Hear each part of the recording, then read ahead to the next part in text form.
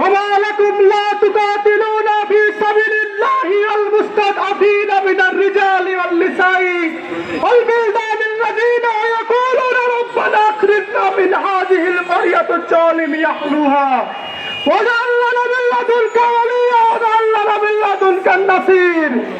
মহান আল্লাহ রাব্বুল আলামিন সূরা নিসার মধ্যে বলেছেন যে তোমাদের কি হলো যে তোমরা লড়াই করছো না? ওই সকল অসহায় নারীদের জন্য যারা আল্লাহর কাছে ফরিয়াদ করে বলছে, হে আল্লাহ, এই অধিবাসীরা জালেম, তুমি এই জালিমের জুলুম থেকে আমাদেরকে রক্ষা করতে হয়, একজন সাহায্যকারী পাঠাও।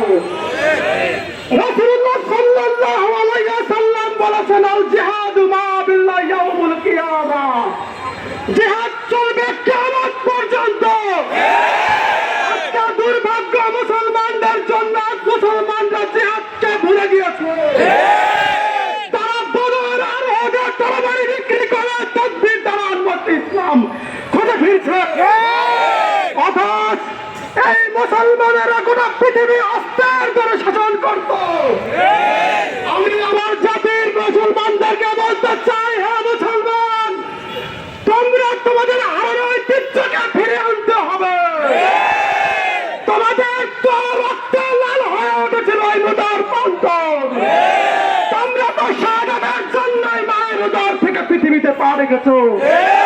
সুতরাং মুসলমানরা আজকে তোমাদেরকে ওমরের মতো ব্যক্তিত্ব হতে হবে,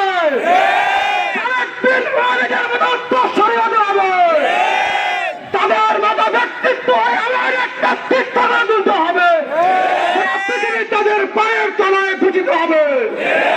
সুতরাং আমি আমার জাতির সূর্য সন্তানদেরকে বলতে চাই, হে আমার জাতি, তোমরা তোমাদেরকে খালেদ বিন ওয়ালিদ হিসেবে তৈরি করো। গোটা পৃথিবী আমরা দখল করবো ইনশাআল্লাহ। পরিশেষে বলতে চাই যে ইসরায়েল যারা ফিলিস্তিনের বুকে মানুষ মারছে, শুনে রাখো, ইসরায়েল তোমাদেরকে ধ্বংস করার জন্য গোটা পৃথিবীতে ইসলাম প্রতিষ্ঠিত হচ্ছে। আমরা তোমাদেরকে ধ্বংস করবো, ইসলাম প্রতিষ্ঠিত হবে। সবাইকে ধন্যবাদ জানিয়ে আমি আমার কথা শেষ করতে। আসসালামু আলাইকুম।